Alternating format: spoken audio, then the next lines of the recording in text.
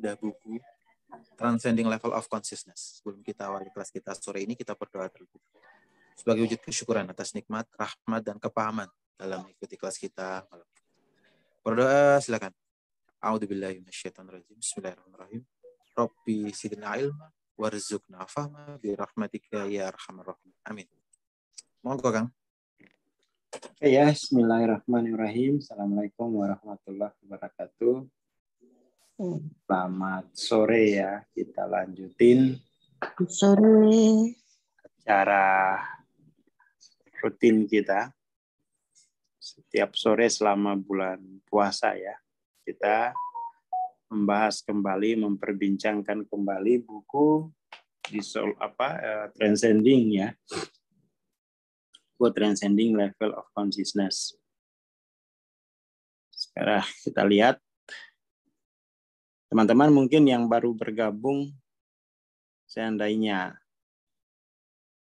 ada yang tidak dimengerti, nggak apa-apa, ikutin saja karena ini memang kuliah rutin ya, kuliah rutin. Kita sebut saja kuliah. Oke. Kemarin kita sudah sampai di sini ya. Jadi kan kita ini sudah kan idealnya kan jiwa kita itu wholeness ya dah. Idealnya jiwa kita itu oneness. Idealnya jiwa kita itu kan sudah non dual. Ini idealnya. Terus, tapi kadang-kadang tuh di masyarakat itu arahnya beda dia. Ini saya bacain ya, saya bacain contoh yang tadi ada yang WA saya. Intinya itu gini, dia nanya, Bang, gimana sih caranya? Pertanyaannya gini, Assalamualaikum warahmatullahi wabarakatuh. Mohon izin nih, apa sih syaratnya menjadi hamba Allah gitu? Saya bilang nggak ada syaratnya itu mah. Menjadi hamba Allah itu memang sudah sejak awal sudah hamba Allah kan. Persoalannya adalah kita mengingkarinya. Kita mengingkarinya. Tapi logika berpikir kita itu adalah ingin menjadi hamba Allah. Loh, bukannya sudah. Yang harus kita lakukan adalah melampaui seluruh pengingkaran itu gitu. Jadi nggak ada syaratnya mah untuk menjadi hamba Allah kan. Karena itu sudah kehendaknya sendiri seluruh makhluknya kan. Kan seperti itu. Jadi yang harus kita pelajari itu adalah pengingkaran apa yang mungkin terjadi sehingga kita tidak merasa sebagai hambanya. Nah, itu pertanyaannya gitu.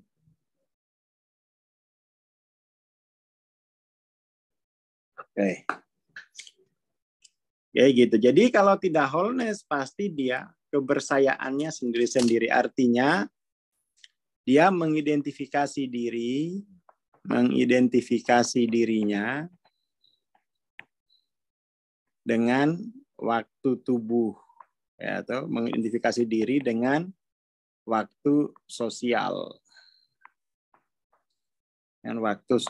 gitu. Sehingga kemudian tuh ya kita menganggap manusia ini hanya makhluk sosial. Nah, itu kan bentuk pengingkaran. Bentuk pengingkaran. Memang betul ada pengalaman ketubuhan. Memang betul ada pengalaman sosial. Tetapi tidak mengidentifikasi diri dengan itu. Nah, yang menghalangi kita untuk peragaan kehambaan itu adalah identifikasi diri dengan tubuh, identifikasi diri dengan sosial, dan itu sesuatu yang sifatnya tidak tersadari lagi. Itu salah satu poin ya, satu poin. Lalu jiwa kita kemudian tuh tertarik dengan penderitaan orang lain. Maksudnya itu senang menyoraki penderitaan orang lain, seolah-olah kita ini nggak wholeness. Mengeluk-elukan pemakaian guillotin sama dengan bergabung dalam konsekuensi karmanya. Jadi hati-hati ini teman-teman ya, media sosial itu bisa menjadi alat untuk mempercepat pembersihan di pensucian jiwa, atau itu bisa menjadi media untuk melipat gandakan karma kenegatifan.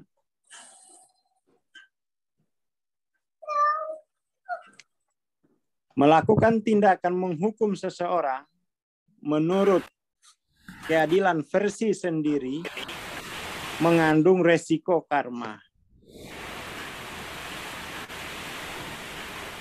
Yakin bahwa keilahian menjamin keadilan mutlak sulit diterima dalam dunia yang tampak tidak adil. Jadi kalau identifikasi dirinya dengan waktu sosial, maka kemudian tuh yang diperebutkan adalah kesepakatan orang banyak. Itu adalah segalanya. Sampai muncul istilah suara rakyat, suara Tuhan. Sejak kapan? Ya kan? Sejak kapan? Jadi Tuhan telah dibajak. Tuhan telah dibajak oleh, nggak usah pakai Tuhan sih kalau di di identifikasi diri dengan waktu sosial ya. Itu kan kesepakatan sosial aja gitu.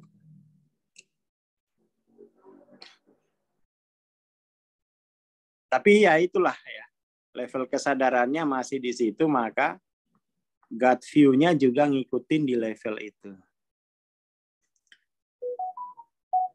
Lebih baik percayalah terhadap keadilan mutlak Tuhan dan tidak menghakimi, dan jangan sampai kamu dihakimi. Karena harus diingat bahwa ini kan perkataan Nabi saya. Siapa yang tidak ada dosa, dia yang melempar ya batu pertama. Sebuah analogi yang bermanfaat untuk keadilan ilahi adalah menyadari bahwa medan kesadaran tak terbatas yang hadir di mana-mana dan maha mengetahui adalah cahaya keilahian yang merekam semua peristiwa yang terjadi walaupun tampak sepele, misalnya guyon-guyon gitu ya. Guyon-guyon.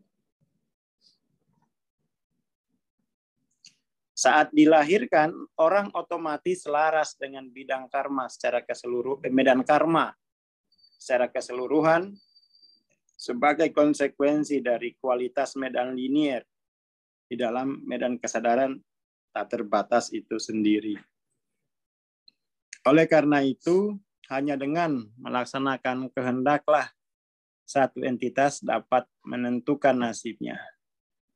Kalibrasi kesadaran seseorang dipengaruhi secara lebih baik atau lebih buruk. Nah ini ya, oleh keputusan dalam diri, oleh sikap, dan pelaksanaan kehendak. Dan sebagai konsekuensinya, entitas tersebut tertarik ke level kesadarannya yang sesuai, yang didominasi oleh sebuah medan penarik. Dengan demikian, level kesadaran seseorang menunjukkan warisan karmanya. Hati-hati ya. Jadi level kesadaran seseorang menunjukkan warisan karmanya.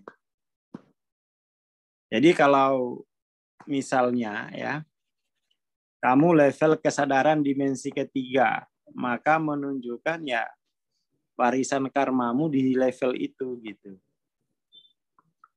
Model ini saya kira perlu terus-menerus ditampilkan ya, berulang-ulang. Bahwa level kesadaranmu itu kemudian tampil di tubuh, keluarga, di budaya, di bisnis, di komunitas, di kota, sampai di tataran negara. Itu adalah level kesadaranmu. Kenapa kau tampil? Ya biar kamu tahu hasilnya secara kasat mata. Biar nggak dianggap hanya main-main, ya kan? Seperti itu.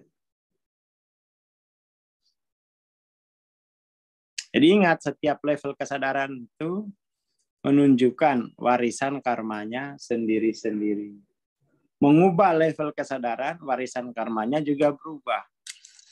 Nah, seperti itu.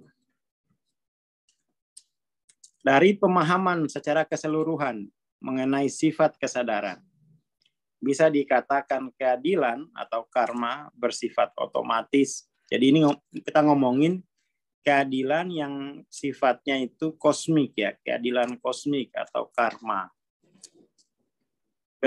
Bersifat otomatis sebagai konsekuensi dari interaksi vibrasi jiwa di dalam medan kesadaran tak terbatas secara keseluruhan.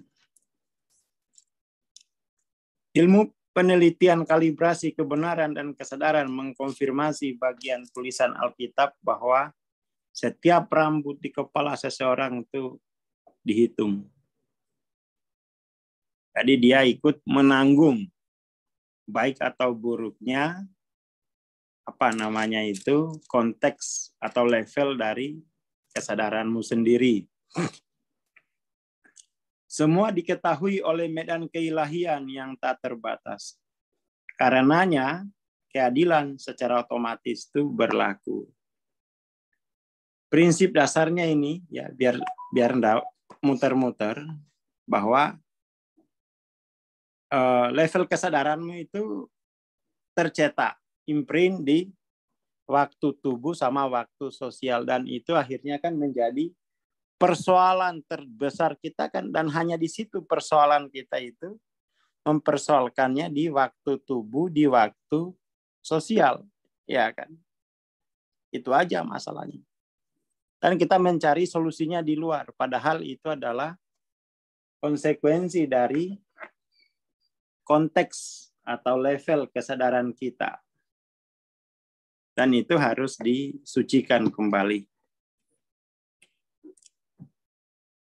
Fantasi umat manusia merupakan proyeksi dari ketidaksadaran, dari dewa antropomorfik yang bersifat pendendam, pencemburu, mudah murka, dan diduga penyebab bencana.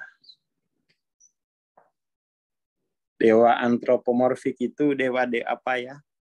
Paham-paham yang beredar di sosial kita.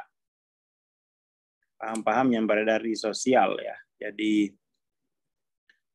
di waktu sosial bahwa Tuhan itu pemarah, pencemburu, penyebab bencana dan lain-lain, padahal itu konsekuensi dari konteks kesadaran masing-masing. Namun sudah jelas bahwa bencana alam dalam proporsi yang lebih besar daripada yang telah terjadi di sepanjang sejarah umat manusia melanda bahkan sebelum manusia ada, dan diduga merupakan kondisi yang menyebabkan berakhirnya zaman dinosaurus. Sebagai kesimpulan, sebagaimana yang diketahui secara umum, karma atau nasib spiritual adalah konsekuensi dari keputusan-keputusan, ya, niat, dan menentukan takdir spiritual setelah kematian fisik. Wah, ini ternyata Hawking juga. Ada level celestial, neraka, api pensucian tersebut dengan ranah astral, ya. Ya, ini ada setelah kematian fisik, takdir spiritual itu masih berjalan. Jadi cepat-cepat dituntaskan selama masih di sini. Soalnya kalau di sana kan kita belum tahu belajarnya, kamu pakai Zoom, ada Zoom nggak di sana? Ya kan? Termasuk di dalamnya juga adalah pilihan reinkarnasi di ranah fisik manusia. Jadi level kesadaran kita itu bisa diwariskan secara fisik melalui DNA kan, melalui DNA kalau dia mau nikah. Kalau enggak kan enggak ini ya. Apa namanya? Dia putus nasabnya. Jadi level kesadaranmu itu kamu lanjutkan sampai di akhirat dan juga dilanjutkan melalui reinkarnasi fisik. Tapi itu kalau kamu punya turunan. Kalau enggak punya ya enggak. Maksudnya itu gini. Oleh karena itu semua manusia berdasarkan kesepakatan memilih jalan ini.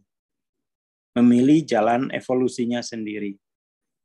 Selain itu, penelitian kesadaran menegaskan bahwa semua orang dilahirkan di bawah kondisi paling optimal untuk evolusi spiritual. Bagaimanapun penampilannya. Ya. Paling optimal untuk evolusi. Jadi arti karma yang sebenarnya adalah tanggung jawab, bukan hukuman ya. Tanggung jawab. Ini penting. Dan sebagaimana dikutip di dalam penelitian spiritual sebelumnya, setiap entitas bertanggung jawab terhadap semesta. Jadi, kita sambung omongan tadi pagi, katakan ini aliran setir kehidupan, itu digerakkan oleh 8 miliar orang ya, sedunia menggerakkan setir kehidupan ini.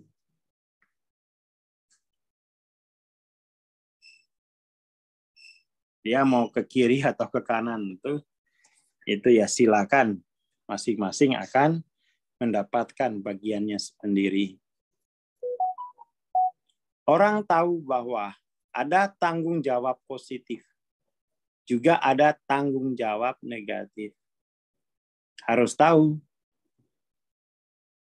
Dalam proses ini, ganjaran dikumpulkan dan bahkan dapat ditarik dari waktu ke waktu saat mengalami kemalangan.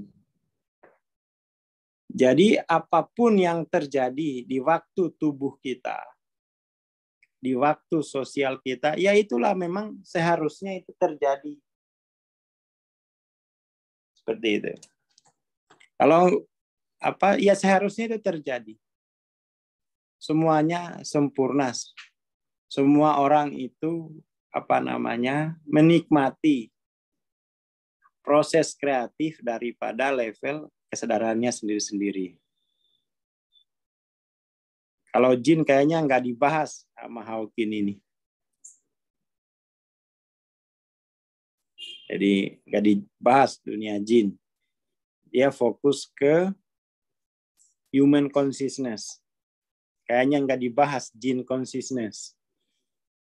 Mungkin Mas Camim bisa bikin petanya sendiri gitu, Mas Camim. Kemajuan spiritual terjadi secara otomatis berkat memilih niat baik. Pengampunan artinya bertanggung jawab secara positif. Pengampunan dan kasih sayang sebagai cara bereksistensi di dunia pada umumnya dan bukan yang memandang sebagai transaksi untuk mendapatkan keuntungan. Menelusuri karma seseorang meliputi bukan hanya masa hidup saat ini, melainkan juga aspek-aspek evolusi historis yang terlupakan. Seperti jejak-jejak kesadaran kolektif dari leluhur, mbah-mbah kita, ancestor, dan sebagainya. Perjalanan spiritual bisa memunculkan sikap, pikiran, atau keyakinan yang ditekan dari alam bawah sadar pribadi. Di samping aspek-aspek alam bawah sadar manusia kolektif yang secara energi selaras dengan sistem cakra pola dasar Jungian, yakni jantung seorang anak, limpa seorang pejuang, kenaifan remaja, dan lain-lain. Jadi kalau ada masalah di jantung berarti itu ada masalah ya pada anak-anak. Seperti itu. Karena sifat perkembangan manusia, bahkan orang dewasa yang sudah matang dan cerdas pun masih memiliki dorongan kekanak-kanakan yang ditekan atau terlupakan, tetapi masih berfungsi yang beroperasi karena kesadaran. Yang paling harus diperhatikan kan adalah level kesadaran ya. Level kesadaran pada waktu kanak-kanak itu pasti mengidentifikasi diri dengan waktu tubuh itu otomatis. Dan konteks dari level itu tuh kan belum dihapus. Belum direkontekstualisasi ya. Begitupun dengan begitupun dengan konteks kesadaran di waktu sosial. Jadi PR-nya itu banyak dan itu harus dilakukan sendiri. Makanya untuk pertama itu adalah fokus gas dulu. LOC spiritualnya dinaikin dulu level kesadaran spiritualnya. Setelah itu dengan level kesadaran baru itu dia melakukan rekontekstualisasi sendiri terhadap level kesadaran lama, yaitu mengidentifikasi diri dengan waktu tubuh dan waktu sosial. Itu terekam itu. Dan itu kemudian bisa kalau bahasa ininya tertrigger, muncul lagi. Dan ketika muncul, maka kemudian itu adalah peluang yang harus disyukuri karena itu adalah berarti waktunya untuk pensucian, ya, pensucian. Seperti itu. Salah satu yang paling umum adalah keseimbangan di luar kesadaran antara aku yang baik dan aku yang jahat. Jadi identifikasi diri dengan konsep-konsep sosial gitu ya. Dikotomi antara baik dan jahat menjadi sumber berbagai masalah psikologis yang memproyeksikan aku yang baik kepada orang lain yang merupakan paling umum terjadi. Jadi kalau kita kemudian tuh proyeksi menampilkan yang baik, menutup yang buruk, itu kan berarti memecah keutuhan pribadi kita. Memecah keutuhan kepribadian kita. Dan itu bisa menjadi masalah dalam psikologi ya. Masalah psikologi. Masalah kepribadian kita kemudian itu tidak seimbang. Tidak seimbang. Banyak terjadi seperti itu di masyarakat. Jadi di masyarakat kita ini kan yang kuat ini moral ya. Moral, kontrol moralnya itu tinggi sekali sehingga kemudian saking tingginya tidak ada pemahaman akan proses evolusi, pecah kepribadian itu. Pecah. Dan itu menimbulkan malapetaka gitu ya. Kemelaratan, kehilangan, dan kelaparan merupakan endemik geografis terhadap seluruh wilayah, budaya, dan berbagai area luas di dunia. Kondisi-kondisi ini ditandai dengan tingkat kelahiran dan kematian bayi yang tinggi. Ya ini ya, tingkat kelahiran yang tinggi, masa hidup yang singkat, tingginya tingkat penyakit, ketegangan di masyarakat, perang antar suku, kekejaman, dan pembantaian massal. Penelitian kesadaran menegaskan bahwa kemiskinan endemik adalah kelompok asal karma dan mengekspresikan diri sehubungan dengan transmisi genetik. Nah, ini bahaya ini ya. Jadi teman-teman yang lahir di daerah miskin, segera cari orang tua angkat di daerah kaya gitu ya. Biar kemudian tuh nggak mengoperasionalkan level kesadaran miskin selamanya. Itu penting, itu penting. Atau dari kampungnya ikut transendensi level kesadaran LOC-nya sampai dimensi ke-8 sehingga kemudian tuh dia bisa langsung merekontekstualisasi kesadaran masyarakat miskin tadi langsung di tempatnya. Itu penting. Dan memang sebenarnya itu kita lebih banyak membutuhkan pemimpin yang berkesadaran tinggi. Ya kan? Kalau 400 nggak cukup lah. Minimal 800-an nih mestinya ini pemimpin ini. Juga masyarakatnya harus kesadaran tinggi. Biar dia nggak jadi penumpang mulu. Dia harus jadi kru ya, masyarakatnya. Bentuk awal hominid kalibrasi 85 dan sampai 90 datang dan pergi, dan Homo sapiens dari sebuah sudut pandang evolusi hanyalah sebuah kemunculan baru dari pohon evolusi. Bahkan pada saat ini populasi manusia 78% terkalibrasi di bawah 200. Pingin bersaing aja, pingin menang aja. Nggak mau merangkul kemanusiaan, yang nggak mau wholeness. Oleh karena itu, menginisiasi dan menarik pengalaman-pengalaman yang sesuai dengan level di bawah 200. Makanya kalau di agama kan ada itu ya, seandainya suatu kaum itu semua imannya tinggi. Mungkin katakan imannya dimensi 8, maka itu dibukakan pintu-pintu rezeki. Ya kan? Sekarang kan juga beriman, tapi dimensi 3, dimensi 4 gitu ya.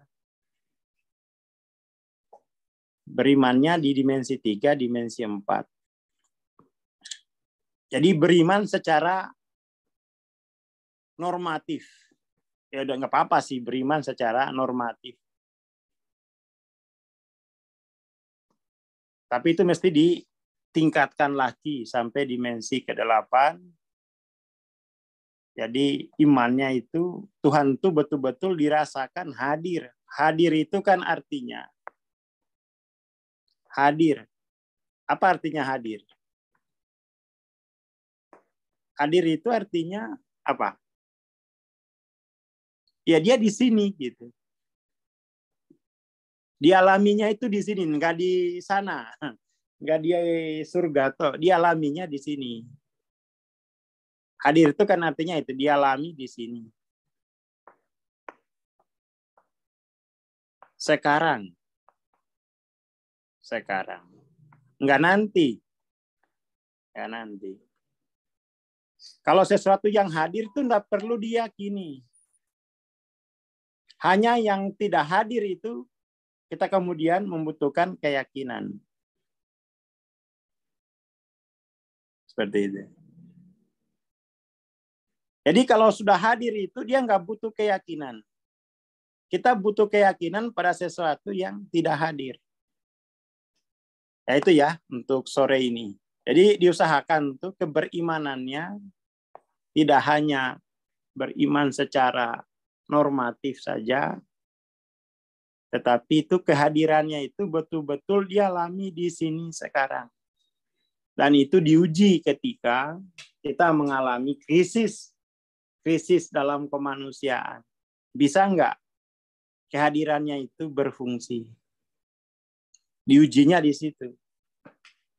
Diujinya itu, jadi kehadirannya ini harus dipupuk terus-menerus. Hubungan kehadiran ini harus dijaga karena itu nanti berfungsi.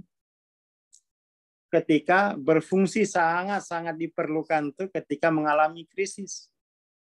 Krisis-krisis baik pada waktu ketubuhan maupun waktu sosial. Oke, itu dulu sore ini. Atur nuwun, terima kasih. Assalamualaikum warahmatullahi wabarakatuh. Waalaikumsalam warahmatullahi wabarakatuh. Terima kasih Bang Aswad, terima kasih teman-teman. Oh ya, bagi teman-teman yang ikut Tapping for Healing, nanti malam kita akan bahas ini ya, tema epigenetik ya.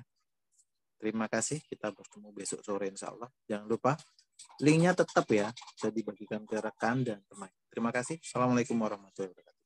Selamat sore dan selamat menantikan berbuka.